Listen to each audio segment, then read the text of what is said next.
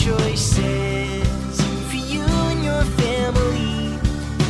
Cook it, give it. You'll love when you live it. L-I-V-E, live it. Welcome everybody. My name is Andrea Miller and I'm a registered dietitian and certified diabetes educator here at community hospitals and wellness centers. And I'd like to welcome you all to Live It Food Family Football. And I have a special guest with me here today who hopefully knows a lot about football because I don't. It's John Reimer, and he is the Director of Materials Management here at Community Hospitals and Wellness Centers. So hopefully the idea is he's gonna, maybe share some, football expertise, and I'm gonna talk about the food. So, but not too much. I told him nothing hard. Okay.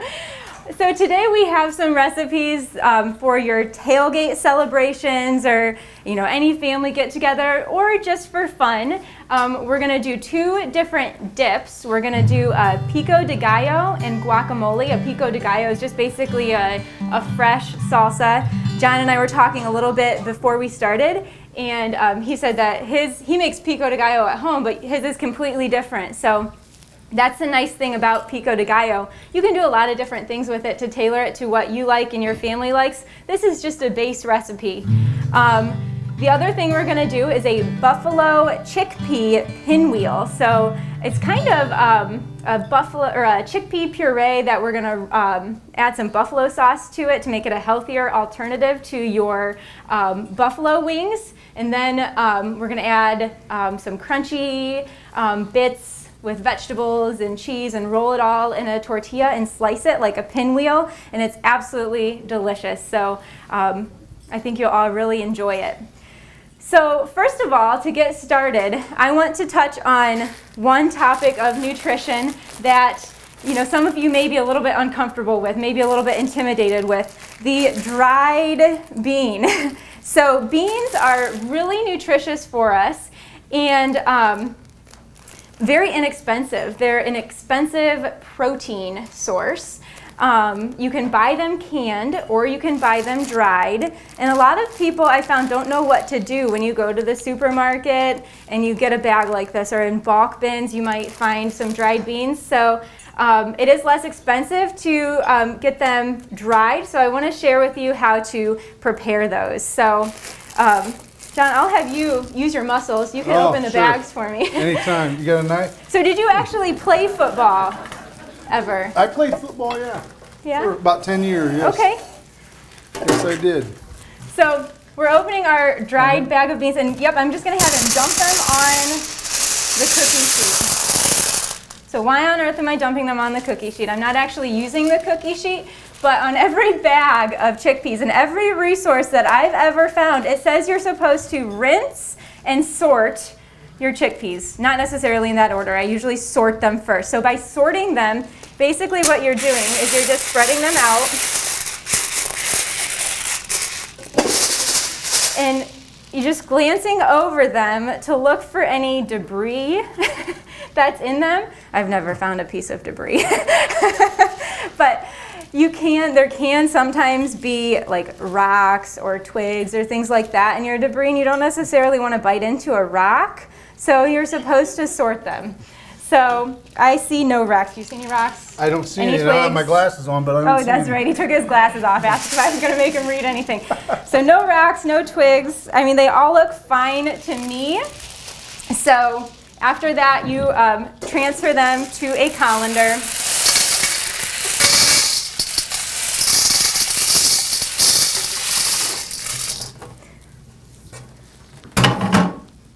We're going to pretend we have water in here. We don't actually. We're going to rinse them under water.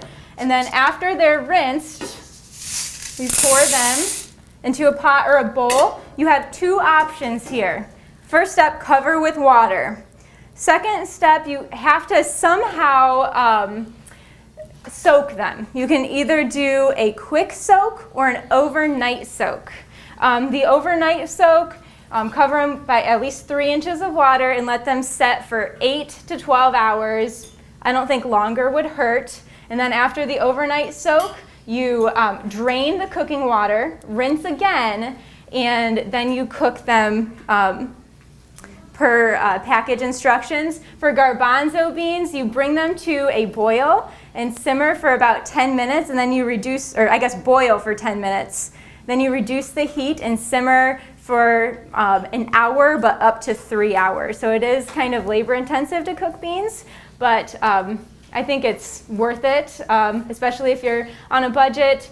And nutrition-wise, there's no salt added to it, and they can be frozen once they're cooked. So wanted to talk you through that. The quick soak method involves bringing them to a boil and boiling for about 10 minutes, and then you turn the heat off, put a lid on, and you let it set there for an hour. And then you drain and then cook, as I just described. So wanted to talk you through that. So especially, we've had some questions, people that are going to food pantries may get dried beans, and they're like, I don't know what to do with these. So I think it's an important cooking skill to know how to do. And while it does take a lot of time, that time isn't very active. You know, you're not really, I mean, I'll put the beans on the stove and I'll go play with my kids for a couple hours and check them periodically. You're not doing a lot during that time, so it's not too bad. Okay, but since nobody wants to sit here for hours and watch beans boil, we have some already cooked for us. All right, John, we're gonna use this food processor. This right here? Yep, that. So we have 3 cups of cooked beans, and I'm gonna have you just dump that right into our food processor. We can do that without spilling any, but. If you need a spoon, we have a spoon over here too. Awesome, perfect. Okay. And then to make it buffalo-y, and we're gonna wait for a second on that, we're gonna put the buffalo sauce right in. So we have a 1/2 cup of your favorite buffalo wing sauce. And it's a little spicy, so maybe if you're sensitive to spicy things, start out with a little bit less. You can always add more, but you can't take it out once it's already in there. So we added a 1/2 cup, and now we're going to add about half that cheese. Half this cheese. Half of it. Okay. So it's about 1/4 cup that you're adding, and we're using Feta cheese, but you could use a lot of different varieties of cheese. For a traditional wing effect, you could add blue cheese, but I know some people have kind of a negative connotation with blue cheese because it looks funny.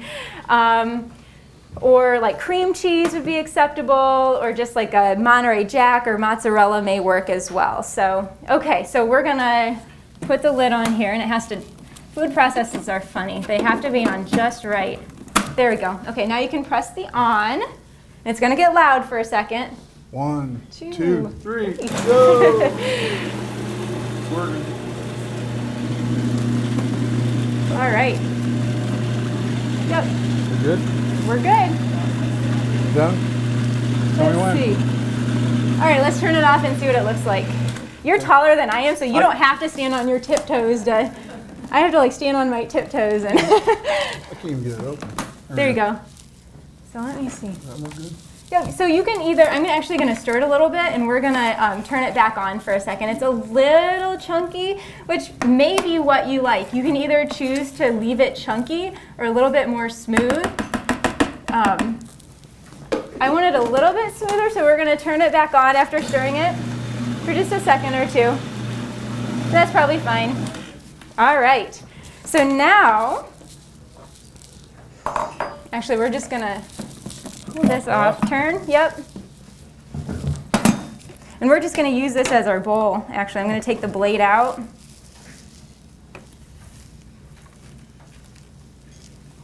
Set these aside. So we're done with that. This is actually really easy. This is much easier than chicken wings too. So in a hurry, this is a quick go-to, something that you could make for your family gatherings. Or the Ohio State-Michigan game, or any of those games, Ohio right? State, yes, yes. So what's the biggest game of the year for you? Is it Ohio State-Michigan? Oh, yeah. Yeah, Yes, yeah. for sure. I know people plan their lives around these games.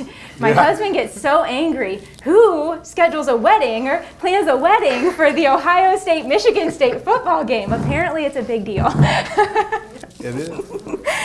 Is it a big deal to you? Yes. Yes. If they don't have televisions, a lot of people don't go. I don't know why. I terrible to know, I say. know. So anybody in the room thinking about planning a wedding, apparently you have to check all of the football schedules before you plan said wedding, if it is in the fall. All right, so we're adding a couple different things to our chickpea blend to kind of liven it up. You can go ahead and add the rest of the cheese in there. Just watch out, there's a hole in the middle. So, yep. So go ahead and stir in the cheese. So the rest of the cheese, which is about 1/4 cup of feta.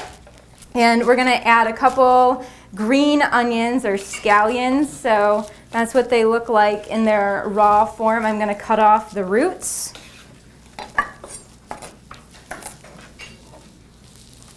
And start dicing these up. Get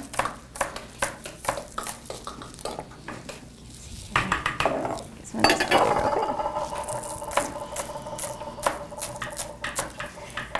So some people are confused about what part of the scallion you can use. I'm sure you can eat it all. I think as it gets up towards the top of it, it starts to get a little bit more tough. I usually go a little ways up. That's probably good. And then I throw the rest away. So we're gonna add this. Could have brought that over, I guess.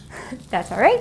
All right, so we're gonna add that, and then we're gonna add something crunchy to it. So I chose to add celery because, again, you know, the buffalo wing, blue cheese, celery combination kind of seems to go together. Other options here would be radishes. So we are going to add some celery and dice that up fairly well. Now, I might skip the celery. I'm not a big celery fan. Would you do radishes I instead? probably would do that instead. Radishes? Just because, yeah. It just, I mean, the celery just kind of gives it a crunch. If you don't add something crunchy, it just kind of tastes like hummus wrapped in a tortilla. So, which is kind of, you know, if you like hummus, you could also use this as a dip as well and just dip some raw vegetables in it like a hummus. That would be good. Or crackers or something like that. So you need about 1/2 cup of whatever crunchy item you use. But yeah, I also think radishes are really good in this recipe as well. Radishes kind of give them a, you know, that little spicy, they add a little different dimension of spiciness. What's your favorite tailgate food? Do I want to know? No. He laughs as I ask him what his favorite tailgate food is. Everything. Everything. There's not one thing. I will eat about anything. So, yeah. Anything that someone brings, I'm good with. I'll maybe have you bring that down here now, and we'll There you go. add our crunchy bits of celery. And then you can just go ahead and stir that. Stir it up. Stir it up. I was going to use that one, but this one works a little better. So we're gonna roll this in a tortilla, basically. Just like a little, maybe you've seen like the ham and like cream cheese roll-ups maybe. So this would be a vegetarian version of a pinwheel. Plus it's really good. I mean, you might think, oh, beans and I mean, it doesn't look like beans actually, so you can see what that looks like. It looks really kind of yummy. So I'm going to have you open up the tortilla now. So you need about 3 10-inch tortillas, or any tortilla you can find. I believe this is a whole wheat tortilla. Surprise, surprise. I'm using something whole wheat. And we're just going to spoon a little bit in.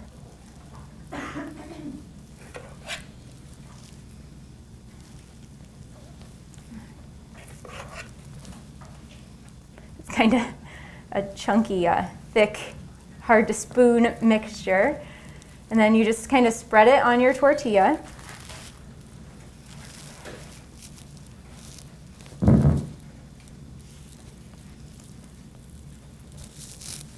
We'll use a little more there. Jeez.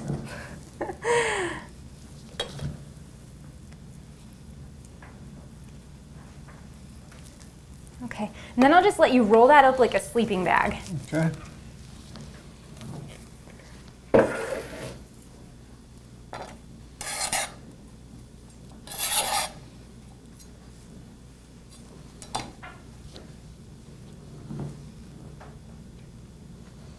Awesome. He's doing such a good job. He said he actually does like to cook. So I always ask my sous chefs if they like to cook. I'm sorry, I'm a little crazy with my nose here. What's your favorite thing to cook? Chili. Chili. Yeah, I think okay, so. that's another really good tailgate food, right? So then you just start slicing, and I usually slice off the ends because they don't look that pretty, and you can have those for a little snack. Make them about a 1/2 inch thick. No toothpicks necessary for No. this? No. No, they stick together really well, actually, so that's what it looks like when it's cut, and I'll cut a couple here. Uh-oh. Our tortilla's kind of falling apart. Sometimes heating your tortillas a little bit actually can help them to stay together. Like if you just wrap them in a paper towel and microwave them for a few minutes, it helps to make them more pliable. I think I would just eat that one if that There you go. happened. Yeah. So But I know we shouldn't do that here, but this might be what I would go ahead, go for it. So we'll start there with our little appetizer plate, and we'll move those out of the way for a second. So let's get started on the rest of our amazing dips that we're going to make. So we're going to get started on our Pico de Gallo, so fresh salsa. And actually, it's kind of funny. I didn't realize it until a little bit later, actually, until just recently.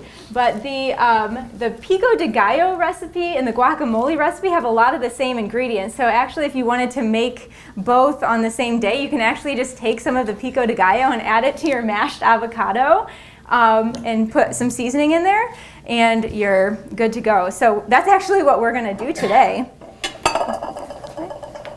We're going to start making our Pico de Gallo. So the bowl over there. The first step is to dice up some onion. So who wants to see John's Can I leave that to dicing? you? My wife Okay. always does it because she knows how sensitive I am. The onion. You don't want to see Okay, me cry, John do you? doesn't want to cry. I mean, the Browns are 0-4. I might cry just because of that. But, All right, we won't make John cry today. I mean, I will if you want. No, that's fine. Okay, so I always leave the end on. You do want the vegetables diced pretty well in this recipe because you want them to fit on your chip. If you get vegetables that are too chunky in a Pico de Gallo or a guacamole, it's like, that's not what you're really looking for. Although it probably won't hurt it, so. All right, so I use that as my handle. I'm gonna slice it in half. And since I'm going to kind of combine these, I'm actually gonna use about 2 cups of onions. Again, like I said earlier, these recipes, they're just kind of a base recipe for you, but you can do a lot of different things to them. You know, add or subtract, you know, certain ingredients. So, or, you know, cut the recipe in half or make more. So, the thing with these recipes though, if you don't think you're going to, like if you're just making it for a couple people, I'd highly recommend, you know, dividing the recipe in half or even quartering it because they don't really store well in the refrigerator. Pico de Gallo is a lot better fresh, and so is guacamole. It tends to turn a little bit brown, the guacamole, if you don't eat it fast enough. There's a tip that you can take saran wrap and put it on the guacamole and push it all the way down to the guacamole, and that'll keep it a little bit longer in the refrigerator. Right. Doesn't last that much longer, but it does last a little bit longer. Yeah, so minimizing the amount of oxygen that gets to the avocado will help to decrease the amount of browning that happens. the browning won't hurt you. So like if it does get a little bit brown, it's still safe to eat. It's not that it's like gone bad. It is still safe to eat. But yeah, the saran wrap's a good tip. Also, the lime juice that we're gonna add to our guacamole is gonna help to prevent browning as well. So I did not do a good job at initially the first dice on this. So, so I'm just kind of going through and kind of dicing up a little bit extra. Mine might be a little bit on the chunky side today. Not quite the fine diced that I was shooting for, but. All right.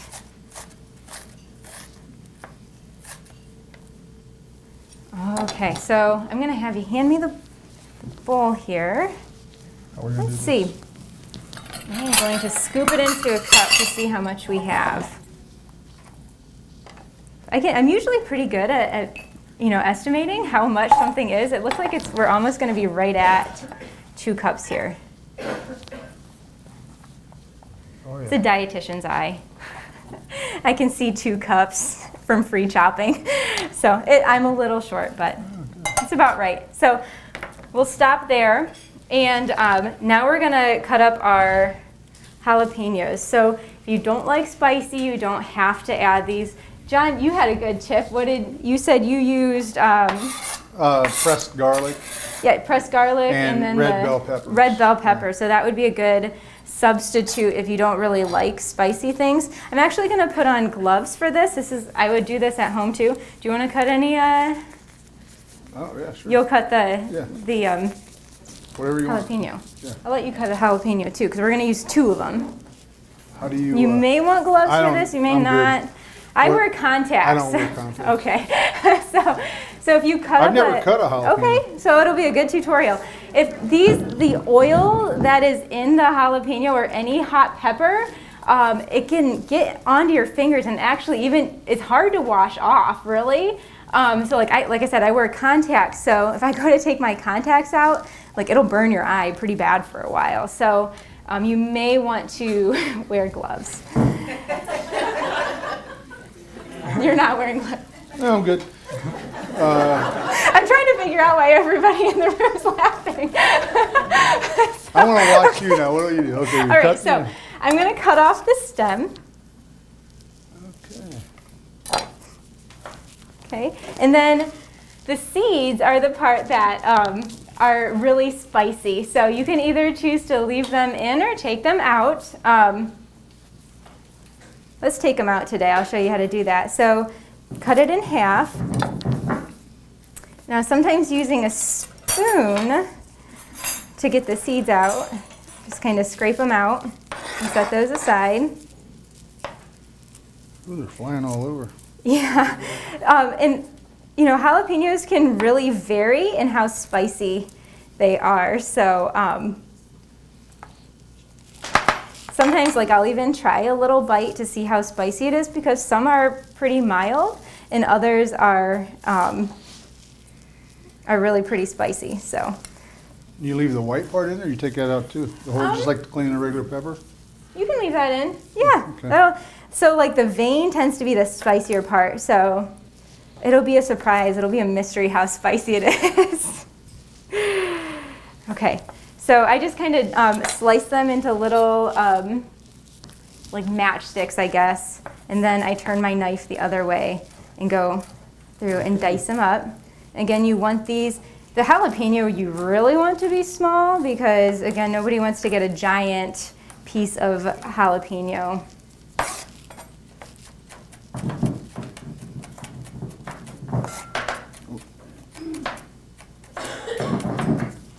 How small is Right. small? So here's mine. Oh yeah, well mine aren't that small. How do you do that? So Oh. I'm going to add that in. You can keep working. I like I'll start. mine hot. Okay. I cut my onions kind of chunky, so I guess we'll have some. It'll be a gamble. We'll live on the edge a little bit. All right. So now I have some limes. I'm going to use the fresh lime juice in here. And I'm going to use 3 of them because I want one for my guacamole to add right to the avocado to prevent browning. So I'm going to slice my lime in half and just go ahead and start squeezing the juice out. These are actually kind of big limes, so I might start with just 2. So, when you're doing a cooking like this, it's really, it's kind of by taste, by preference. You don't have to be exact with what the recipe says. Just start chopping vegetables up and throwing them together and adjust to taste. So, that is actually a lot of lime juice in just 1 lime. That was a really big lime, though. It was like an orange. Yeah, we use just the bottle of lime juice, which You could do that, too. This is way better, I'm sure. I think there's a little added flavor when you use the fresh lime juice. There's just something that you can't get from a bottle. But absolutely, I would do that too in a pinch.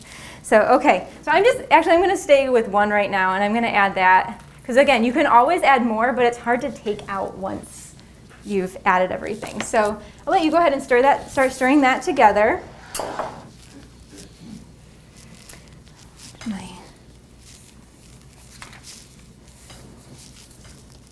Okay, so now we're going to go ahead and start with our tomatoes. So we're using a Roma tomato.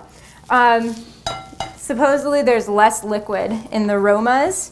So I'm going to go ahead and I'm going to slice my Roma in half. And for salsas like this, usually you do take the inside, the seeds out of the tomato. Save them for something else. Maybe add them to like a tomato soup or a pasta sauce or something. You don't have to throw those away, but you kind of want to minimize the amount of liquid that's in your salsa. Otherwise, it'll be way too runny. And I usually cut off the little, where the stem was. And then you dice those up. So I'll actually, if you want to take a couple tomatoes, and you can start dicing up too.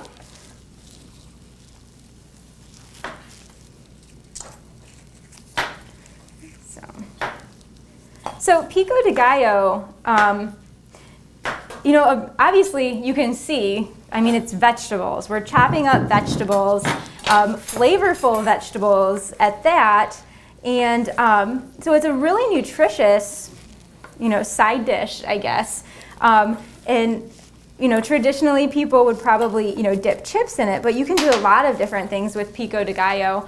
Some people will use it as a topping on fish or chicken,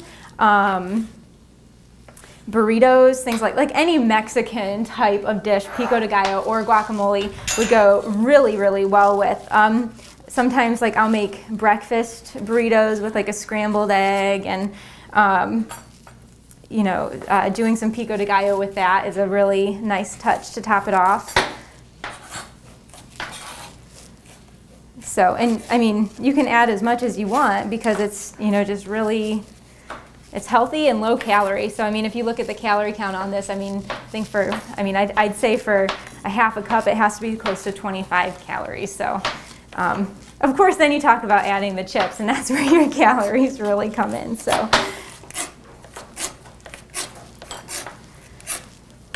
All right, so we're dicing up a lot because again, we're gonna add some of this to the guacamole as well. How you doing down there, John? I'm going. All right. Slow, but I'm doing. My wife usually does this part too. Well, see, actually I'm getting him in trouble because now his wife is gonna know that she does it way better than I do. She's gonna know, and she's gonna make you start helping. She's an expert. She is an expert. I Well, can do that's it good. in a pinch.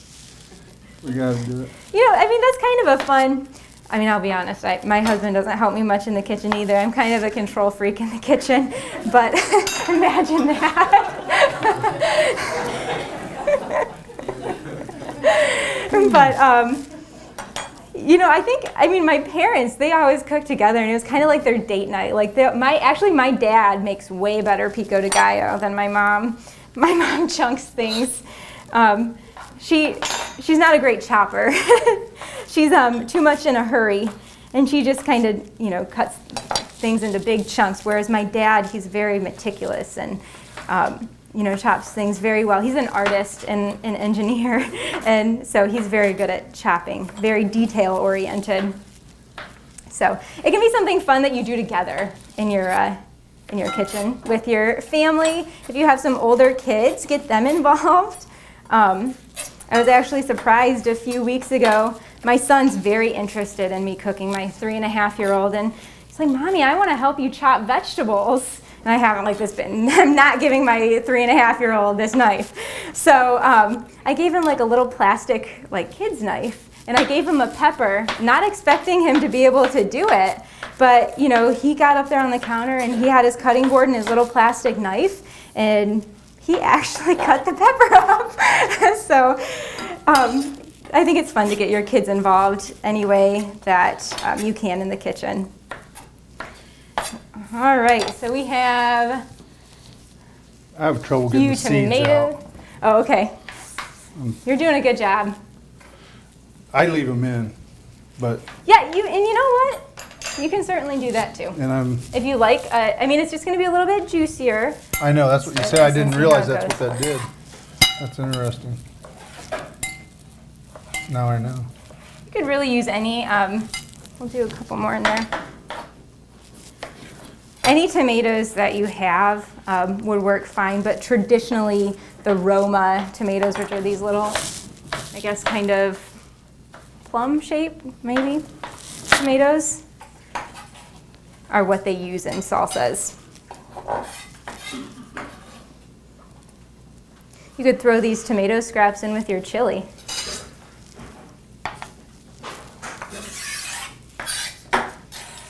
All right.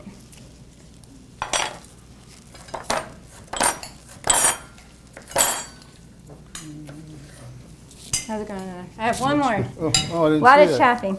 I stole it. My bad. And if there's some, if there are some seeds in there, it's not that big of a deal. Well, there are. That's okay. That's okay. They won't hurt you. I promise they will not hurt you. Well, you know, some people can't eat seeds. Sure, that's true. People with like diverticular issues sometimes avoid seeds. So, but I'm not one of them, fortunately. So, actually good source of fiber and all of that. So, okay, so the next thing we're going to do is start chopping up our cilantro. So I have a beautiful bunch of cilantro here. And I love cilantro because it's just so aromatic, like you can brush up against it and it just releases a beautiful, beautiful smell. And you can, I mean, by that smell, you can just imagine how good it is for you. I'm just gonna start chopping it up and I can smell it as I'm chopping. A quick dice.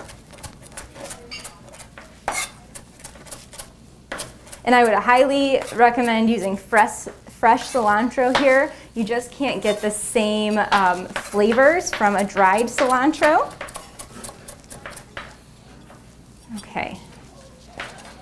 Oh, I should have kept my gloves on. They're about to get, hands are about to get messy. And that stuff smells good. Oh, it smells so good. I wish you could all smell it at home. It smells amazing. So I'm going to add a little bit of salt to this, just a pinch, and a little bit of pepper.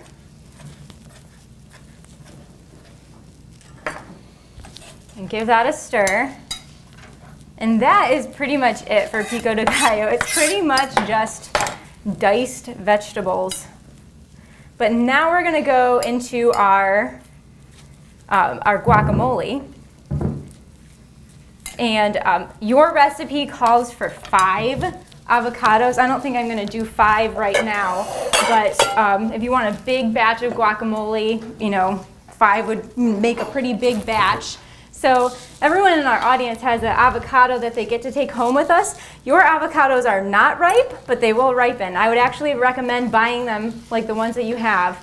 They're green, they're firm. I buy them like that and let them ripen on my counter, because what does everybody do in the grocery store? They go around squeezing the avocados, and then you get them home and they're bruised.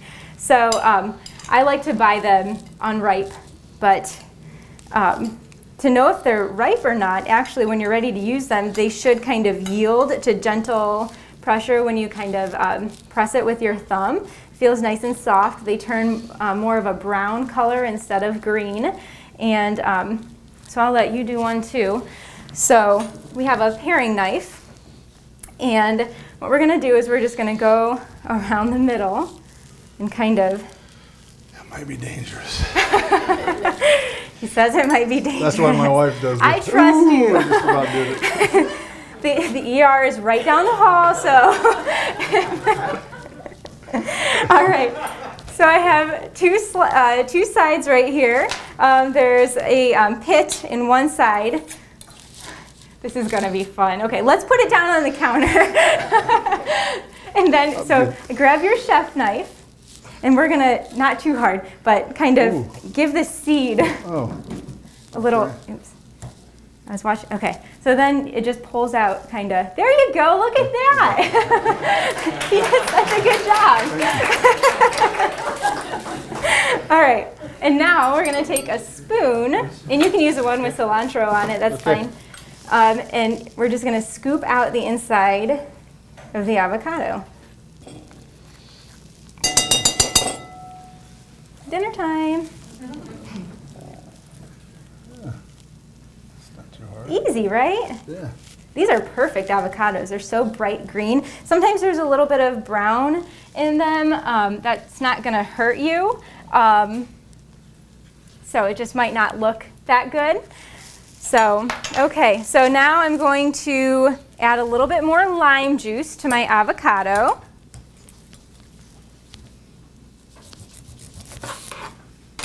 And I'm going to squeeze it into my bowl again so that I can remove any seeds. I don't know what kind of limes we buy here. They never have seeds in them.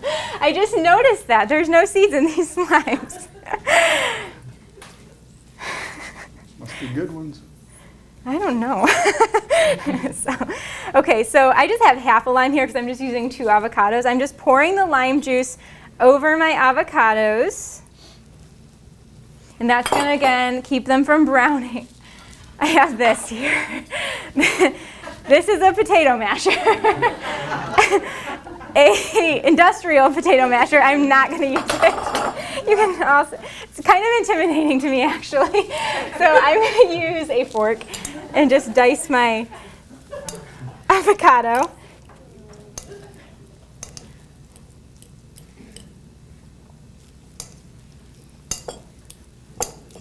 So again, that citrus in there is going to help to keep it from turning brown. And really that lime and avocado and cilantro, that flavor combination is just really typical of Mexican foods. And I mean, you can't go wrong with that combination.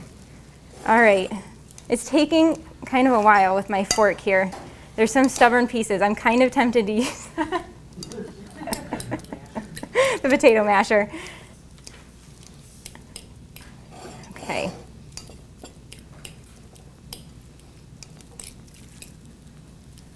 So you can leave this chunky, or again, you can, I mean, some people like actually puree it to make it more smooth. That's fine too. So then I'll just have you take a spoonful. A spoonful of this? Spoonful, a couple spoonfuls, and we'll mix it in. Yeah. 1, 2. That's good. And a pinch. You could buy store-bought Pico de Gallo and add it to your avocado.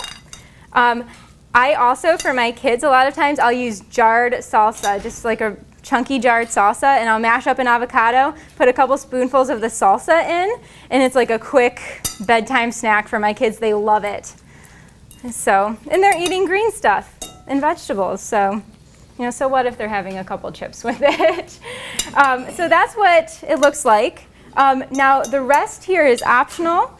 I'm going to add a little bit of cumin just a tiny bit to give it like a smoky flavor, a tiny bit of pepper to season it, and just that's a little bit of salt to kind of flavor it a little bit. So that's it. So obviously we just did a small batch of guacamole, but if you want to do a bigger batch at home, go ahead and up the avocados, up the Pico de Gallo in there, and you're all set for your tailgate. So thank you all for joining me today. Does anybody have any questions? I noticed that before you cut the lime, you can roll it around it. Yeah. I've seen other people do that with lemons and Uh-huh. stuff. Does that help to release the juices? It helps to release the juices when you roll the lime a little bit. So you wouldn't have to do it, but it helps it to juice a little bit more easily. Any other questions? Yeah. Andrea, are chickpeas and garbanzo beans the exact They are the exact same thing. Chickpeas and garbanzo beans are the same. Anything else? And super good for you too, so yeah. So thank you so much, John, for Thank you. joining You're me welcome. today and helping me prepare our tailgate themed fare. I learned a few things. And he also tried them before we started and said they're really good, so hope They you are enjoy. very good. Yes, they are.